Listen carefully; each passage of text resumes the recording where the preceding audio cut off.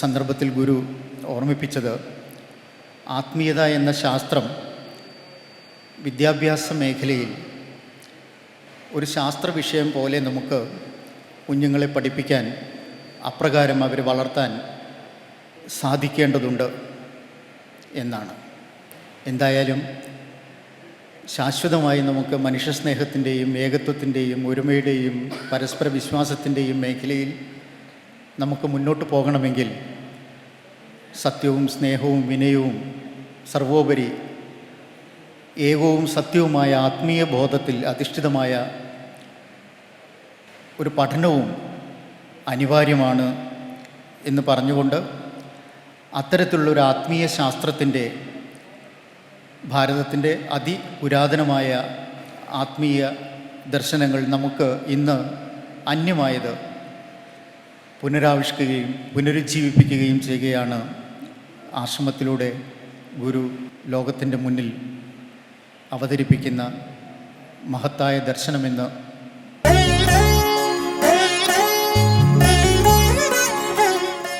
ആശ്രമവുമായി അടുത്ത ആത്മബന്ധം പുലർത്തുന്ന ആത്മബന്ധുവിനെ പോലെ തന്നെയാണ് ഞാനും. അവിടെ നിന്നാണ് മതാതീത ആത്മീയതയുടെ പൊരുളുകൾ പഠിക്കാൻ അവസരം ലഭിച്ചത്. നമ്മുടെ ഭൗതികമായ ലോകവും ആത്മീയമായ ലോകവും നമുക്കുള്ളപ്പോൾ പരസ്പര ബന്ധിതമായ ഈ രണ്ട് ലോകത്തെയും കോർത്തിണക്കി മനസ്സിലെ അഴുക്കുകൾ കഴുകിക്കളഞ്ഞ് മനസ്സും ശരീരവും സംസ്കാര സമ്പന്നമാക്കാൻ എങ്ങനെയാണ് ഗുരുവചനങ്ങളെ, ഗുരുചിന്തകളെ, ഗുരു സന്ദേശങ്ങളെ ഒക്കെ മാനവരാശിക്ക് ഗുണപ്പെടുത്തുക എന്നത് ദീർഘകാലം അവിടുത്തെ ജനപ്രതിയായിരുന്ന സമയത്ത് പഠിക്കാൻ അവസരം ലഭിച്ചു. ഓരോ മതത്തിൽ വിശ്വസിക്കുന്നവരും വ്യത്യസ്ത മതങ്ങളിലൂടെ നമ്മൾ വിശ്വാസത്തെ സമീപിക്കുകയും ഒക്കെ ചെയ്യുമ്പോൾ ആ മതങ്ങളിലെല്ലാം പറഞ്ഞിട്ടുള്ള നന്മകളെ ഒരുമിച്ച് സാംശീകരിച്ച് അവയിലെ നന്മകളെ കോർത്തിണക്കി നമ്മളിൽ വിശ്വാസികളുണ്ട്, അവിശ്വാസികളുണ്ട്, വിവിധ ധാരകളിലൂടെ ദൈവത്തെ വിശ്വസിക്കുന്നവരുണ്ട്. അവർക്കെല്ലാം ഉൾക്കൊള്ളാൻ കഴിയുന്ന ഒരു പൊതു ഇടം, ആ പൊതു ഇടമായി എങ്ങനെയാണ് നമ്മുടെ ഓരോ വ്യക്തിയെയും മാറ്റിയെടുക്കാൻ കഴിയുക എന്നതാണ് ഗുരു തൻ്റെ അപാരമായ അറിവിലൂടെ ആർജിച്ചെടുത്ത, അതും പകർന്നു നൽകിയതും. തനിക്ക് ലഭിച്ച ഈ അറിവുകൾ, താൻ ആർജിച്ചെടുത്ത ഈ അറിവുകൾ, അത് യഥാർത്ഥത്തിൽ തൻ്റെ ശിഷ്യയെ തൻ്റെ അറിവ് മുഴുവൻ പകർന്നു നൽകി തനിക്ക് തത്തുല്യമാക്കി എടുത്ത ഒരു പൂജിത പീഠ സമർപ്പണമാണ്. അതിൻ്റെ ഈ വിളംബരമാണ്, അതിൻ്റെ ഓർമ്മകളാണ് നമ്മളിവിടെ പങ്കുവെക്കുന്നത്.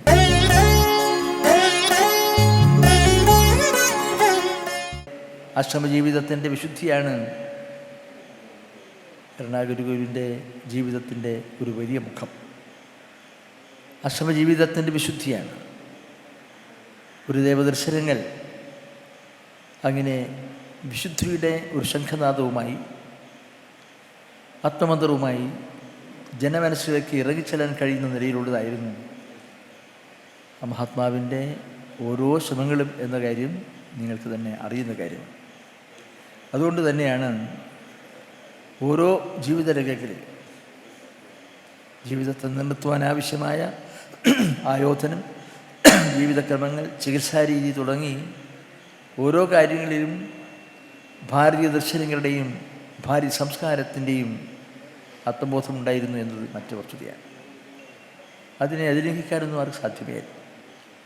ആ ദർശനങ്ങൾ മറ്റാരുടെയും അവകാശപ്പെട്ടതല്ല.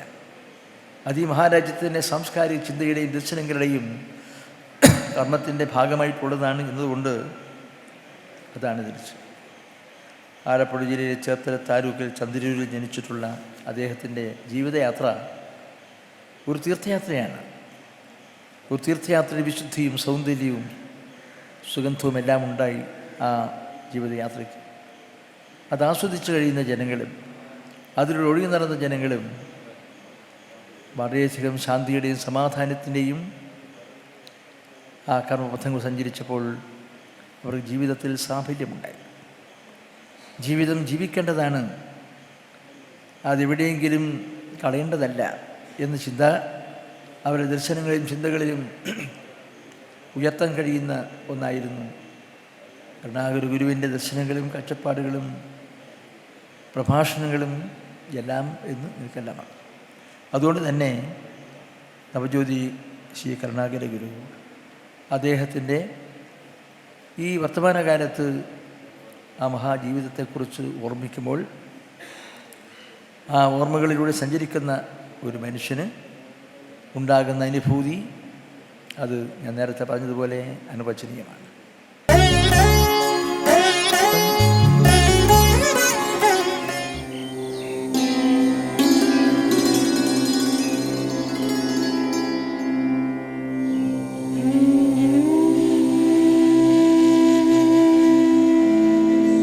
परमाचार्यपदप्राप्तं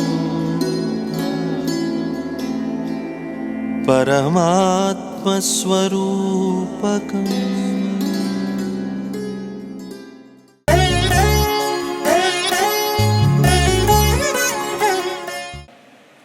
ഗുരുവിൻ്റെ പ്രഥമ ശിക്ഷയായ അമൃതജ്ഞാന തപസ്സിന് ഗുരുസ്ഥാനത്തേക്ക് നിയുക്തയാക്കപ്പെട്ടതിൻ്റെ വാർഷികമായിട്ടാണ് ഇന്നിപ്പോൾ 21ാം വാർഷികമെന്നാണ് ഞാൻ മനസ്സിലാക്കുന്നത്.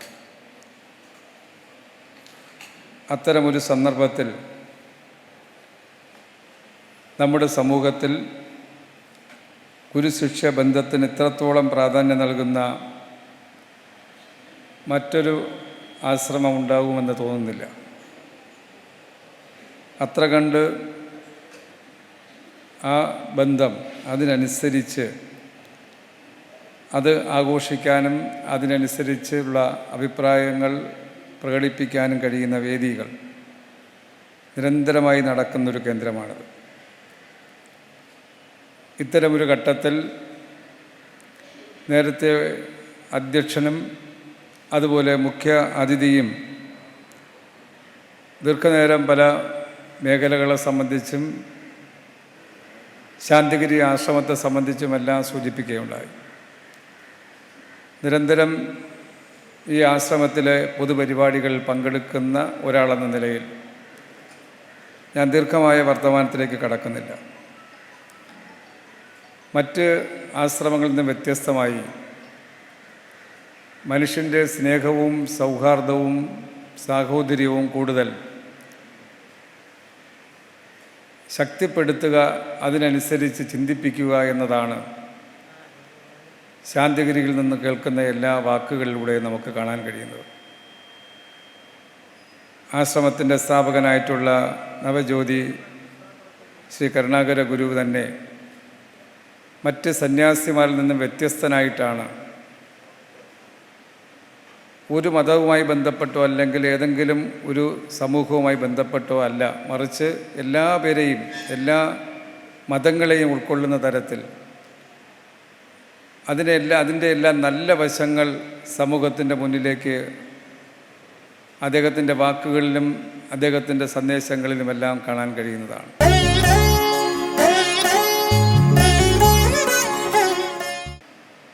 ഭാരത സംസ്കാരത്തിൽ വാസുദേവ കുടുംബകം എന്നുള്ളതായ ആശയം നാം പഠിക്കുമ്പോൾ സർവ്വമനുഷ്യരും ഒരു ഭവനത്തിലെ അംഗങ്ങളാണ് എന്നുള്ളതായ ഭാവം, ആ ഒരു ചിന്ത വളർത്തിയെടുത്ത് പരസ്പര വിശ്വാസത്തിലും സ്നേഹത്തിലും ഐക്യത്തിലും നിലനിൽക്കുന്നതായ ഒരു ജീവിത സാഹചര്യം ഈ ഭാരത സംസ്കാരത്തിൽ നാം വളരെയധികം ഊന്നൽ നൽകിയ ഒരു ദർശനമാണ്.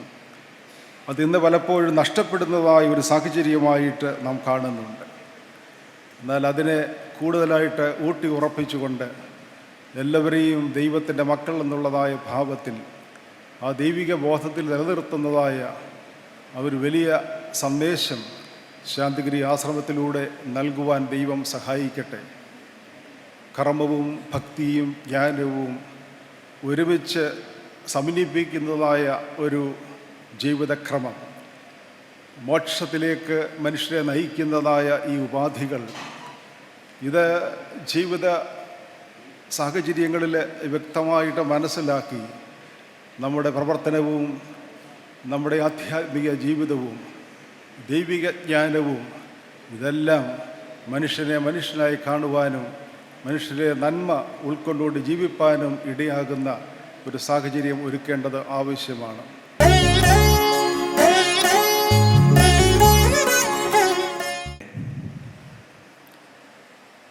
മഹാശക്തിയായ നിത്യാനന്ദ പ്രഭ ചൊരിഞ്ഞുകൊണ്ടിട്ട് ലോകത്തിൽ അചരങ്ങളെ നിത്യാനന്ദത്തിലേക്ക് നയിക്കുന്ന പ്രപഞ്ചത്തിൻ്റെ ആ മഹാചൈതന്യമായിരിക്കുന്ന ദൈവം ഇവിടെ കൂടിയിരിക്കുന്ന സർവരെയും നിത്യമായി അനുഗ്രഹിക്കുമാറാകട്ടെ എന്ന് ആദ്യമായി പ്രാർത്ഥിക്കുകയാണ്. ഇവിടെ ഇന്ന് കൂടിയിരിക്കുന്ന ഈ അനുഗ്രഹീത കൂട്ടായ്മ പൂജിതപീഠം സമർപ്പണം ആണ്, വിളംബര സമ്മേളനമാണ്. അപ്പോൾ ഈ സമ്മേളനത്തിൽ എൻ്റേതായ ഭാഷയിൽ കൂടി പറയുമ്പോൾ പതിരുകളില്ലാത്ത കുറേ കതിരുകൾ ഒത്തുകൂടിയിരിക്കുകയാണ്. ആത്മജ്ഞാനത്തിൻ്റെ ഉറവിടത്തിൻ്റെ മഹാനീരൊഴുക്ക്, ഒരു മഹാനദി പ്രവാഹമായി ഇവിടെ ഇപ്പോൾ ഒഴുകിക്കൊണ്ടിരിക്കുന്ന ഒരു സന്ദർഭമാണ്.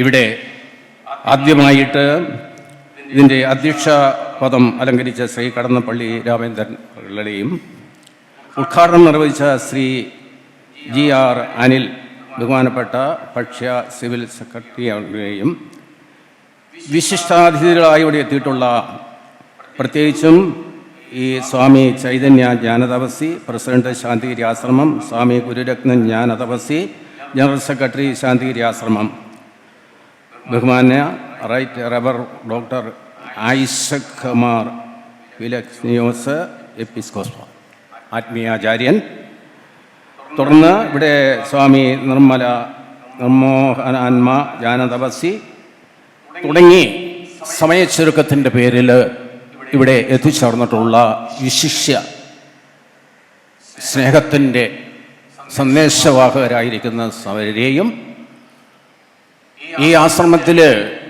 ഈ കർമ്മത്തിൽ പങ്കാളിത്തം വഹിച്ചുകൊണ്ടിരിക്കുന്ന പ്രധാനപ്പെട്ട അതും അപ്രധാനതുമായിരിക്കുന്ന ഇതിൻ്റെ എല്ലാ പ്രവർത്തകരെയും ലോക പരമ്പരയുടെ മഹാശക്തിയായിരിക്കുന്ന ദൈവം എന്നെന്നും അനുഗ്രഹിക്കുമാറാകട്ടെ എന്ന് ആശംസിക്കുകയും പ്രാർത്ഥിക്കുകയും ചെയ്യുകയാണ്.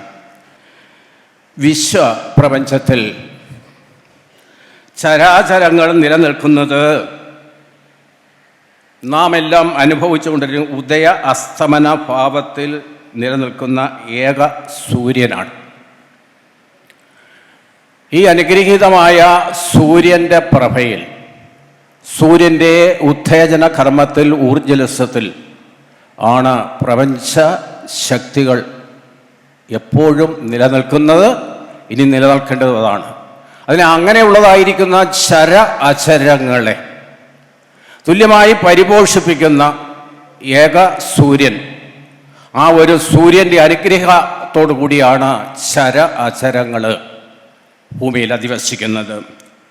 സൂര്യനും പഞ്ചഭൂതങ്ങളും ഒത്ത് വേർപെടാതെ സമസ്ത ജീവജാലങ്ങളെയും പരിപോഷിച്ചു കൊണ്ടിരിക്കുകയാണ്.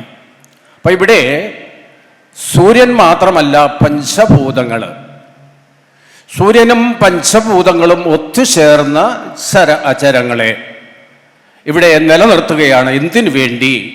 ജന്മം കൊണ്ടതിനെല്ലാം അവരാഗ്രഹിക്കുന്നത് ആനന്ദമാണ്. ഈ ആനന്ദം പകർന്നു കൊടുക്കണമെങ്കിൽ പഞ്ചഭൂതങ്ങളും പ്രകൃതിയിലെ ഏക സൂര്യനും കൂടെ ഒത്തുചേരേണ്ടതായിട്ടുണ്ട്. അതാണ് ഇവിടെ പഞ്ചഭൂതങ്ങളും സൂര്യനും കൂടെ ഒത്തുചേർന്ന് ചരാചരങ്ങളെ ഇവിടെ ആനന്ദത്തോടു കൂടി നിലനിർത്തിയിരിക്കുകയാണ്. ഇത് പ്രപഞ്ച വ്യവസ്ഥയാണ്. പ്രപഞ്ചത്തിൻ്റെ ഈ ഏകമായ വ്യവസ്ഥയ്ക്ക് വിധേയമാവാതെ, അതിന് കീഴ്പ്പെടാതെ പ്രപഞ്ചം നിലനിൽക്കുന്ന കാര്യമില്ല, പ്രപഞ്ചം നിലനിൽക്കത്തുമില്ല. അപ്പോൾ ഈ പ്രപഞ്ചത്തിൻ്റെ വ്യവസ്ഥ ആണ്. അപ്പോൾ പഞ്ചഭൂതങ്ങളെയും സൂര്യചന്ദ്രന്മാരെയും ജീവജാലങ്ങളെയും അനുഭവത്തിലൂടെ അറിഞ്ഞ് ആനന്ദിക്കുന്ന ഒരു സൃഷ്ടി ഇവിടെ ഉണ്ട്. അതാണ് മനുഷ്യർ.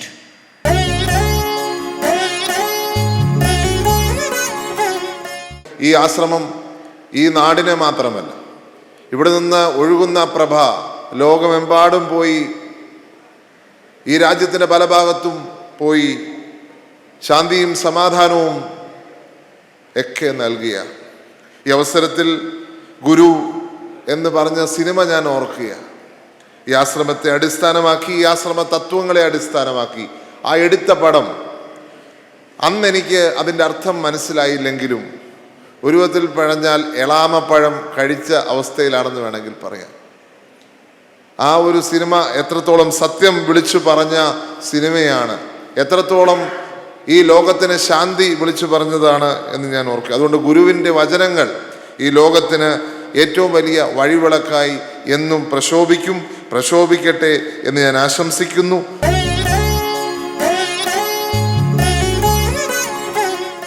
ഗുരു സാക്ഷാത് പരബ്രഹ്മം. ഗുരുവിനപ്പുറം ഒരു ബ്രഹ്മമില്ല. ബ്രഹ്മം എന്ന് പറഞ്ഞാൽ which we cannot break into pieces. നമുക്ക് വിഭാഗവൽക്കരിക്കാൻ കഴിയാത്ത, വിഭാഗീകരിക്കാൻ കഴിയാത്ത, ഛിന്ന ഭിന്നമാക്കാൻ കഴിയാത്ത, വെട്ടി നുറുക്കി വലുതും ചെറുതുമായി പങ്കുവയ്ക്കാൻ കഴിയാത്ത ഒന്നാണ് ബ്രഹ്മം. Such A solid and constant institution of permanent knowledge, ശാശ്വതമായ വൈജ്ഞാനികതയുടെ അന്തഃസത്തയുടെ മഹാമേരുവാണ് ബ്രഹ്മം. ആ ബ്രഹ്മം ഗുരുവിലൂടെ അല്ലാതെ നമുക്ക് ലഭിക്കാൻ പ്രയാസമാണ്. ആണ്ടുകളോളം തപസ് ചെയ്ത് പ്രാർത്ഥിച്ച് നിഷ്ഠ പൂർത്തിയാക്കി ഈശ്വരാംശമായി രൂപാന്തരപ്പെട്ട് അതിലൂടെ ലഭ്യമാകുന്ന അവാച്യമായ വൈജ്ഞാനിക വിഭവശേഷിയാണ് ഒരു വ്യക്തിയെ ഗുരുവാക്കുന്നത്.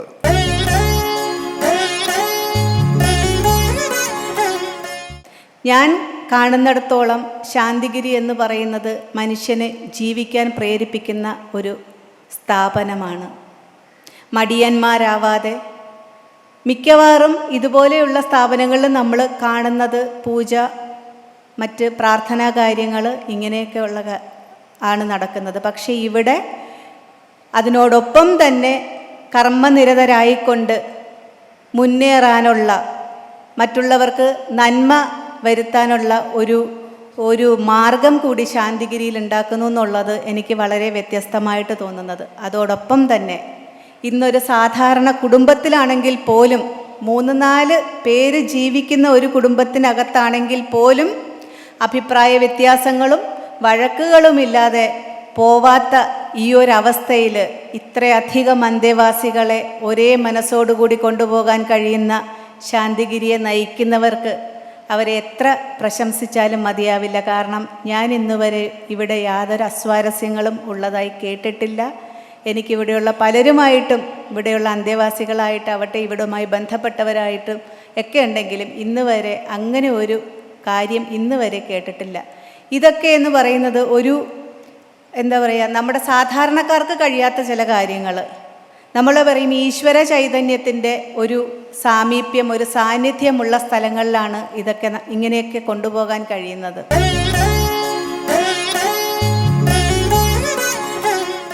കർമ്മശ്രേഷ്ഠരായിട്ടുള്ള ജന്യമാരെയും സ്വാമിമാരെയും അവരെ ആ പദത്തിലേക്ക് എത്തിക്കാൻ വേണ്ടി ഗുരു ഒരുപാട് കഷ്ടപ്പെട്ടിട്ടുണ്ട്.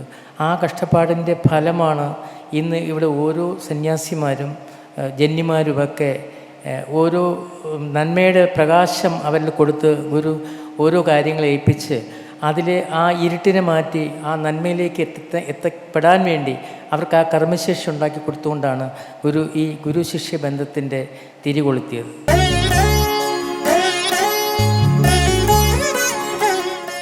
അഗ്നി സ്ഫുടം ചെയ്യുന്ന പോലെ, ജലം നമ്മളെ ശുദ്ധം ചെയ്യുന്ന പോലെ, പ്രാർത്ഥന കൊണ്ട് നമ്മുടെ മനസ്സും ശരീരവും എത്രത്തോളം ശുദ്ധമാക്കുന്നു ആ ശുദ്ധതയാണ് നമ്മുടെ ജീവിതത്തിലേക്ക് ഉപകരിക്കുന്നത്. ആ ഉപകാരമാണ് നമ്മളെ നിത്യജീവിതത്തിലേക്ക് പ്രാപ്തമാക്കുന്നത്. മനസ്സ് എന്ന് പറയുന്ന ഒരു ചഞ്ചലമായ വസ്തുവാണ്.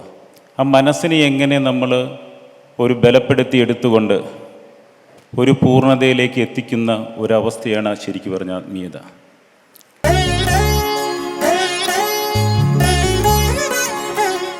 ചരിത്രത്തിൻ്റെ തങ്കത്താളുകളിൽ സുവർണലിപികളിൽ രേഖപ്പെടുത്തേണ്ടുന്ന ഈ സുദിനം ദൈവത്തിൻ്റെ പൂർണ്ണമായ കനിവാണ്. ലോകത്ത് ഇന്നോളം വന്നുപോയ ആചാര പരമ്പരകളുടെ ദുഃഖ നിവാരണ കർമ്മം എന്ന് ഇതിനെ വിശേഷിപ്പിക്കാം. ജ്ഞാനിയായ ആചാര്യൻ എത്തിച്ചു നിർത്തിയ തലങ്ങൾ മനസ്സിലാക്കി പിന്തുടർന്ന് നയിച്ചു പോകാൻ ജ്ഞാനവശം അനുഭവിച്ചറിയുന്ന ഒരു ശിഷ്യൻ ഉണ്ടാവുക എന്നതാണ് ഒരു പരമ്പരയുടെ നിലനിൽപ്പിൻ്റെ ആധാരം.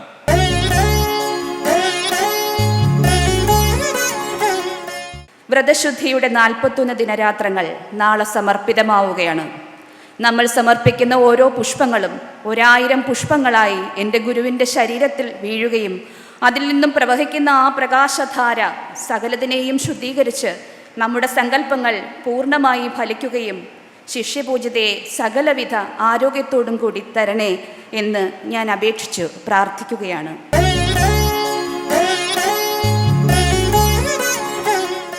നമ്മുടെ നാടിൻ്റെ രാജ്യത്തിൻ്റെ സ്വത്ത് അല്ലെങ്കിൽ അസറ്റ് ഭാവി എന്ന് പറയുന്നത് എന്നും യുവജനങ്ങളാണ്. ഈ യുവജനങ്ങൾ നേരായ പാതയിലൂടെ സഞ്ചരിക്കുക അല്ല എന്നുണ്ടെങ്കിൽ ഈ നാടിന് ആപത്താവുന്നതും ഈ യുവജനങ്ങൾ തന്നെയാണ്. നിങ്ങളുടെ മക്കൾ നാളത്തെ ലോകത്തിൻ്റെ ഭരണചക്രം തിരിക്കേണ്ടവരും ധർമ്മചക്രം തിരിക്കേണ്ടവരും എന്ന ഗുരുവിൻ്റെ വാക്കുകൾ മുൻനിർത്തിക്കൊണ്ട് നല്ലൊരു യുവതലമുറയെ വളർത്തിയെടുക്കുക എന്ന ലക്ഷ്യത്തോടെ പ്രവർത്തിക്കുന്ന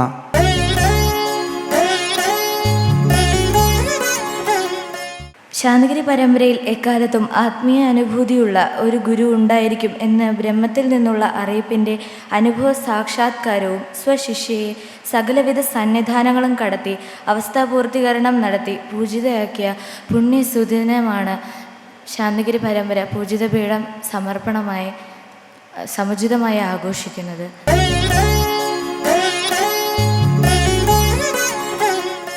ഒരു ശിഷ്യന് ആരാണ് ഗുരു എന്ന് ചോദിച്ചാൽ എനിക്കുള്ള ഒരു മറുപടി, ജീവനെ തിരുത്തുന്ന ആളാണ് ഗുരു. എൻ്റെ ജീവൻ്റെ കുറവിനെ തിരുത്തുവാനായിട്ട് ഗുരു വാക്കായിട്ട് പറഞ്ഞു തന്ന ആളാണ് എൻ്റെ ശിഷ്യപൂജിത.